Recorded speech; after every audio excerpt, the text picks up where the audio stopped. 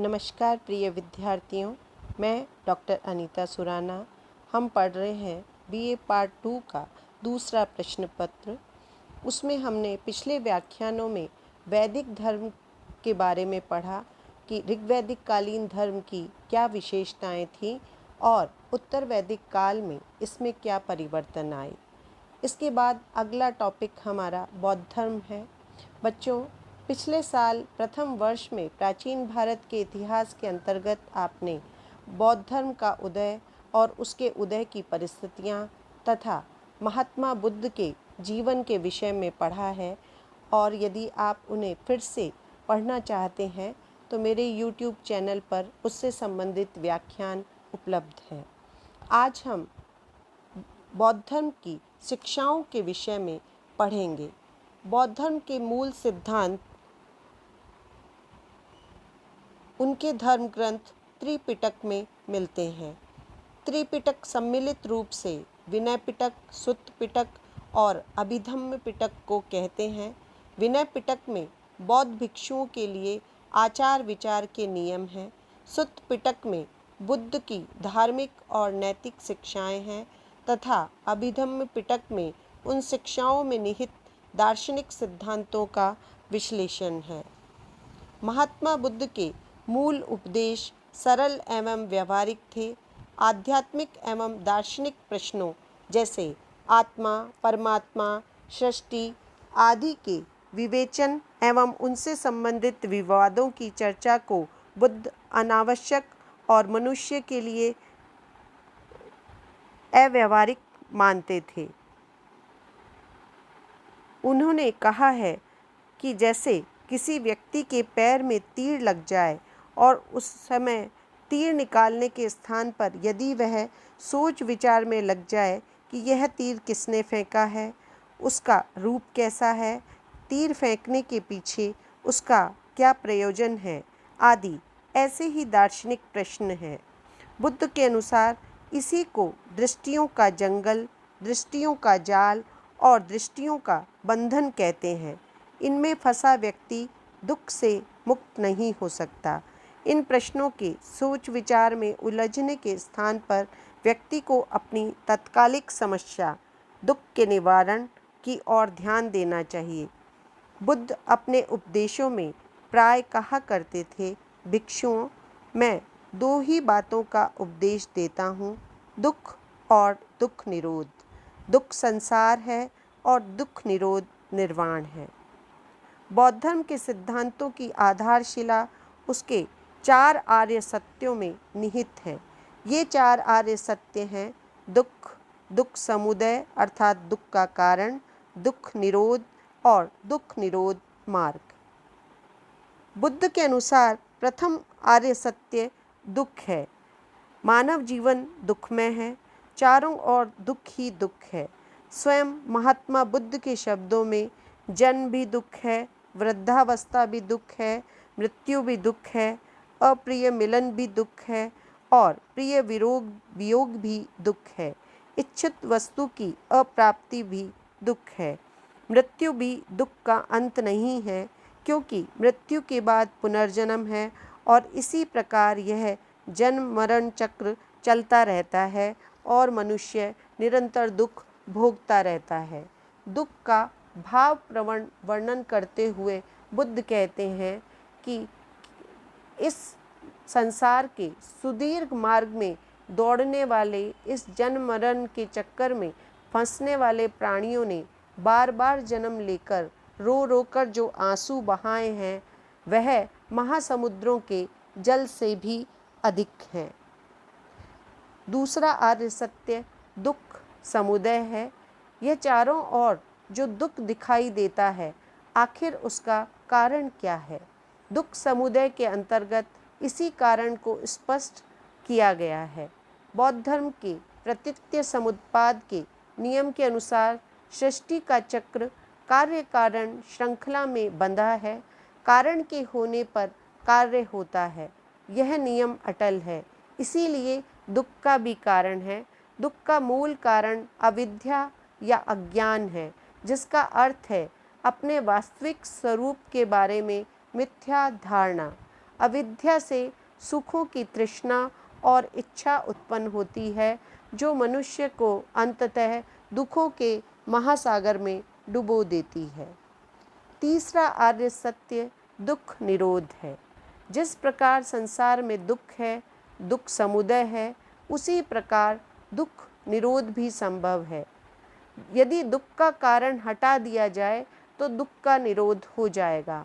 अविद्या और तृष्णा की समाप्ति से दुख का निरोध या समाप्ति संभव है और यही निर्वाण की अवस्था है। चतुर्थ आर्य सत्य दुख निरोध मार्ग है।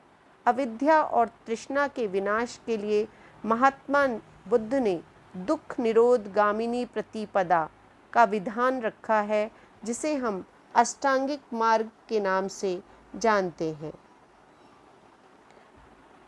दुख निरोध गामिनी प्रतिपदा नैतिक और आध्यात्मिक साधना का मार्ग है, जिसके 8 अंग हैं। इन 8 अंगों को अष्टांगिक मार्ग कहा जाता है। यह बौद्ध धर्म का आचार मार्ग है और इसे मार्गों में श्रेष्ठ कहा गया है। बुद्ध ने अपने प्रथम धर्मोपदेश के अंतर्गत सारनाथ में इसी मार्ग का उपदेश दिया था।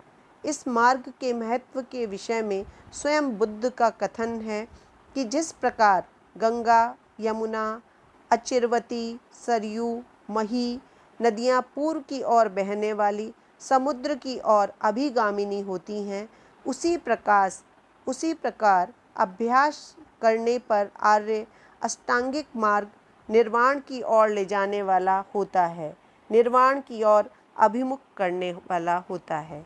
बच्चों, अब हम इन अष्टांगिक मार्ग के 8 अंगों के बारे में जानेंगे। इनमें प्रथम मार्ग है सम्यक दृष्टि, अर्थात सत्य या यथार्थ दृष्टि, बुद्ध वचनों में विश्वास और आर्य सत्यों का ज्ञान।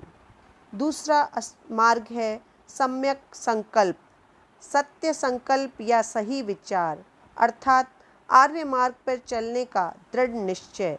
सम्यक संकल्प 3 प्रकार से होता है: त्याग का संकल्प, दूसरा देश भाव न रखने का संकल्प और तीसरा हिंसा भाव न रखने का संकल्प। अष्टांगिक मार्ग का तीसरा मार्ग है सम्यक वाक, अर्थात वाणी की सत्यता और मृदुता। यथार्थ और प्रिय वचन बोलना ही सम्यक वाक है।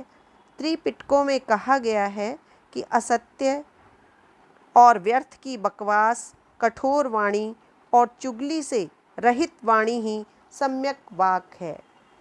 चौथा मार्ग सम्यक कर्मांत है, अर्थात हिंसा, चोरी, मिथ्याचार का त्याग और सत्कर्मों जैसे दया, दान, करुणा, मैत्री, अहिंसा आदि का आचरण सम्यक कर्मांत है।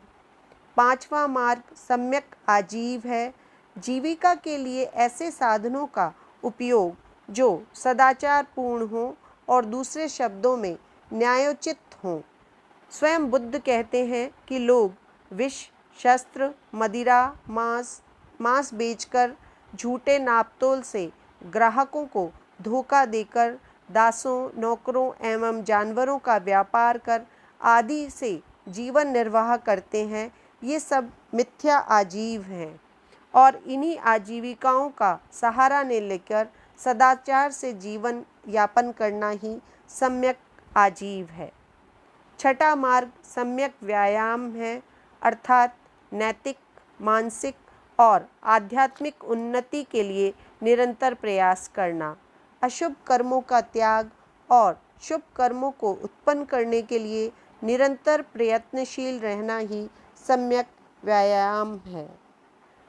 सातवां मार्ग सम्यक स्मृति है, शरीर और मन की दुर्बलताओं की निरंतर स्मृति, जिससे मनुष्य के कार्य विवेकपूर्ण हों।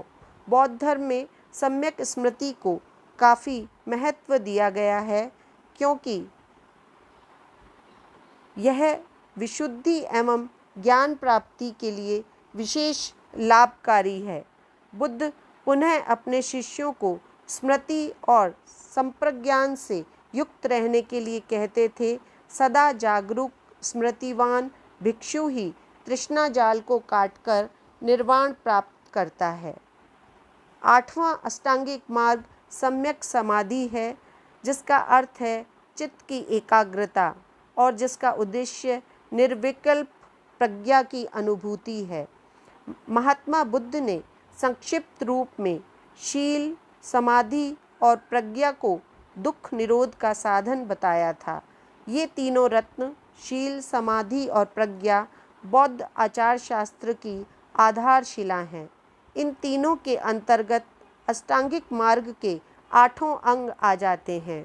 सम्यक वाक, सम्यक कर्मांत और सम्यक आजीव शील से, सम्यक व्यायाम, सम्यक स्मृति और सम्यक समाधि समाधि में तथा सम्यक दृष्टि और सम्यक संकल्प प्रज्ञा में। शील का अर्थ है सदाचरण, समाधि से अभिप्राय ध्यान की अवस्था है और प्रज्ञा का अर्थ है यथार्थ ज्ञान। बच्चों, आज के व्याख्यान में इतना ही।